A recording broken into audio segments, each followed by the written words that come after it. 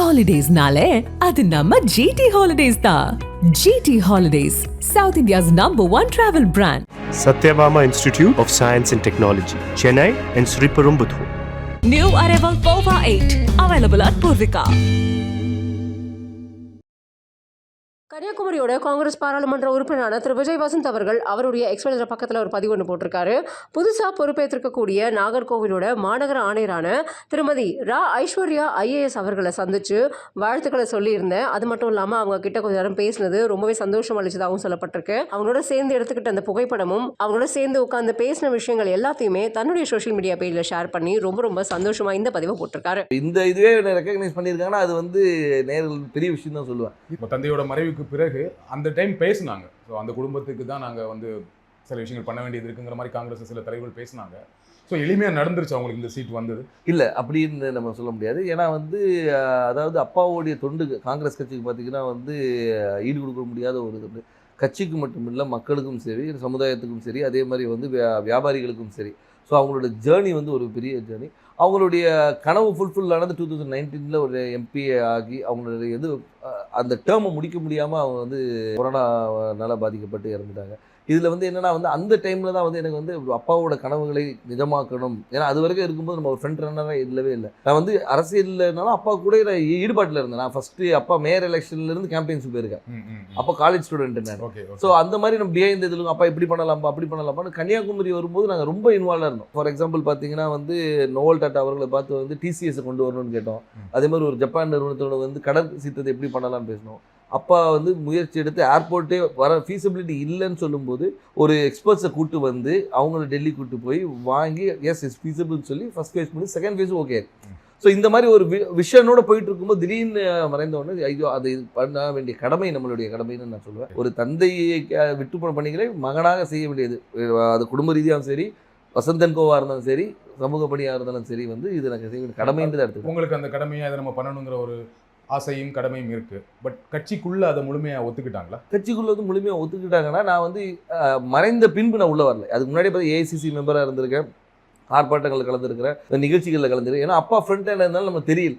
நிறைய பேர் கேட்டாங்க நீங்கள் கட்சியில் என்ன இருந்தீங்க சார், நான் இதில் இருந்த பாருங்க அப்படின்னு ரெஃபரன்ஸ். ஓகே நீ இருந்திருக்கீங்களான்னு ஒரு இது வந்து அப்பா மறைவு பின்பு வந்து நம்ம தெரிஞ்ச உடனே ஒரு லைம் லைட்டில் வந்த மாதிரி. நடுவில் கார்த்தி சிதம்பரம் அவர்கள் கன்னியாகுமரி தொகுதிக்கு வந்து பிரியங்கா காந்திக்கு விருப்ப மனு கொடுத்தாரு இல்லையா? அப்போ எப்படி இருந்துச்சு அது? அப்போ எனக்கு என்ன தோணுச்சுன்னா, ஓகே கட்சிக்குள்ள அதுக்கு முன்னாடியே பேசிட்டு இருந்தாங்க விஜய் வசந்துக்கு தான் தொகுதி கொடுக்க போறாங்க அப்படின்னு பேசிட்டு இருக்கும்போது இந்த ஒரு நிகழ்வு நடந்தது. கட்சிக்குள்ள அப்போ ஒரு சப்போர்ட் இல்லாம இருக்கும் அப்படி இல்லை. அதாவது அதுக்கு தான் பேர் விருப்ப மனுன்னே வச்சிருக்காங்க. அவங்க விருப்பப்படுறவங்கள வந்து இது பண்றது தான் விருப்ப மனு வச்சிருக்காங்க. ஏன்னா வந்து அப்பா போட்டியிடும் போது ராகுல் காந்தி அங்கே போட்டியிடும் சொல்லி விருப்ப மனு கொடுத்தவங்களும் இருக்காங்க. ஸோ அதனால அந்த விருப்பத்தை வந்து ஒரு அகில இந்திய தலைவர் நம்ம தொகுதியில் கன்னியாகுமரி வந்து காங்கிரஸோட கோட்டையாக இருந்த ஒரு இது, காமராஜர், குமரி அனந்தன் இவங்கெல்லாம் வெற்றி பெற்ற ஒரு இது, டென்னிஸ் எல்லாருமே வெற்றி பெற்ற ஒரு காங்கிரஸோட இதாக இருந்தனால அந்த ஒரு பலம் இருக்கிறதுனால வந்து பண்ணால் நல்லா இருக்கும்ன்ற ஒரு இது. இப்போ சீட் கொடுத்தாச்சு, எந்த அளவுக்கு நம்பிக்கையா இருக்கீங்க? ரொம்ப நம்பிக்கையா இருக்கு. மக்கள் என்ன ரெஸ்பான்ஸ் சொல்றாங்க? மக்கள் ரெஸ்பான்ஸ் ரொம்ப நல்லா இருக்கு, ரொம்ப நல்லா இருக்கு. அதே மாதிரி என்னன்னா வந்து ஆதரவும், அதாவது வந்து முதற்கண் வந்து கட்சியோடைய ஸ்ட்ரென்த்தும் இந்த எங்களுடைய கூட்டணியோடைய பலமும், அதுபோல் அப்பா விட்டு சென்ற பணிகளும், அதுபோல் ராகுல் காந்தி அவர்களுடைய வருகை, அது வந்து அந்த கரெக்டாக அந்த மார்ச் 1 வந்தது வந்து ஒரு பெரிய எழுச்சியை கொடுத்தது.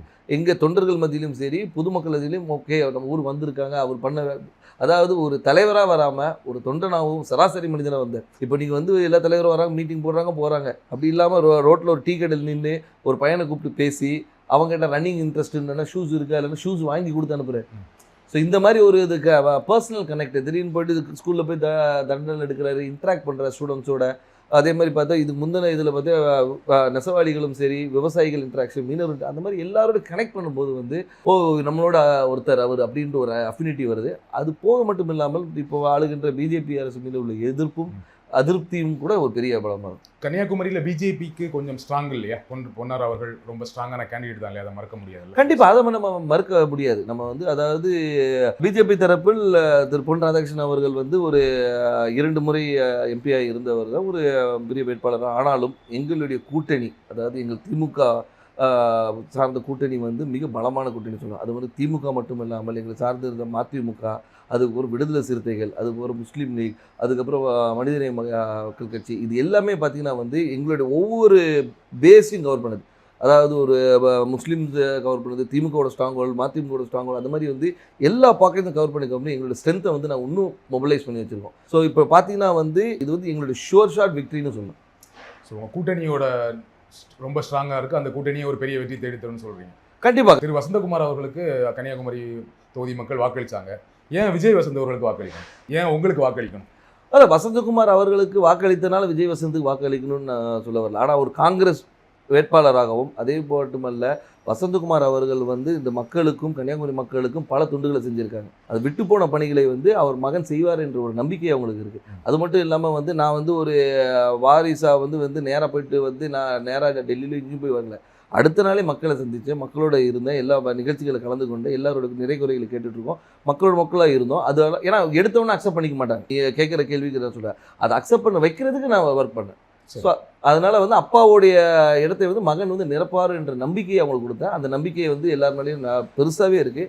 அதனால் வெற்றி வாய்ப்பு ரொம்ப நல்லது. குமரி மாவட்டத்தில் வரீங்க, ரொம்ப படித்த மாவட்டம், ஆனால் அங்கே நிறைய பிரச்சனைகளும் இருக்குது. அதை கரெக்டாக ஐடென்டிஃபை பண்ணியிருக்கீங்களா? என்னென்ன திட்டங்கள் வச்சுருக்கீங்க? கண்டிப்பாக. அதாவது வந்து நீங்கள் கன்னியாகுமரியை பொறுத்த வரைக்கும் பார்த்தீங்கன்னா வந்து இந்த மிக்ஸ் ஆஃப் ஆல்னு சொல்லலாம்.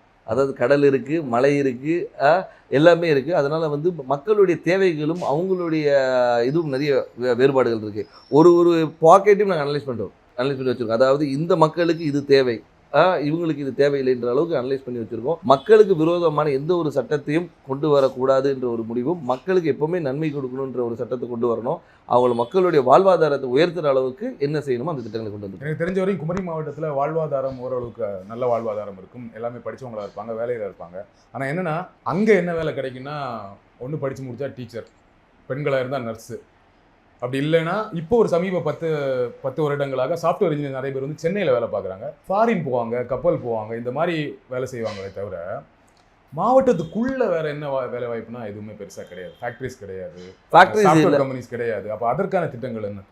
அதற்கான திட்டங்கள் நிறைய கொண்டு வர திட்டங்கள் நிறைய இருக்குது. ஏன்னு சொல்லிங்கன்னா வந்து நீங்கள் சொல்கிற ரிக்குவயர்மெண்ட்ஸ் மட்டும் பார்த்தீங்கன்னா வக்கீல்களும் நிறைய இருக்குது, டாக்டர்ஸ் நிறைய இருக்கிறாங்க. நீங்கள் சொன்ன அது நர்ஸ் டாக்டர்ஸ். அது மட்டும் இல்லாமல் வந்து லிட்ரஸி ரேட் அதிகம் இருக்கிறதுனால வந்து இவங்க பல இடங்களில் ஸ்ப்ரெட் பண்ணியிருக்கிறாங்க. ஸோ அது மாதிரி தொழிற்சாலைகளை கொண்டு வரது வந்து ஒரு சில பாக்கெட்டில் கொண்டு வரலாம். நீங்கள் பார்த்தீங்கன்னா தொழிற்சாலைகள் வந்து ஒரு இடத்துல அதே மாதிரி கடற்புற கதை வந்து டெவலப் பண்ணுறது என்னென்ன கொண்டு வரணும். ஸோ தொழிற்சாலை கொண்டு வருது. அதனால வந்து ஒவ்வொரு ஊர் இப்போ பார்த்தீங்கன்னா ரப்பர் ஃபேக்ட்ரி இருக்காங்க, ரப்பர் ஃபேக்ட்ரியை வந்து நம்ம டெவலப் பண்ணலாம்.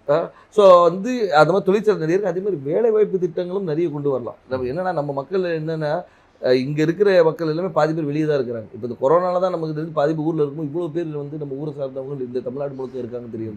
ஹாலிடேஸ்னாலே அது நம்ம ஜிடி ஹாலிடேஸ் தான். GT Holidays, South India's #1 travel brand. Satyabama Institute of Science and Technology, Chennai and Sriperumbudur. New arrival Pova 8, available at Purvika.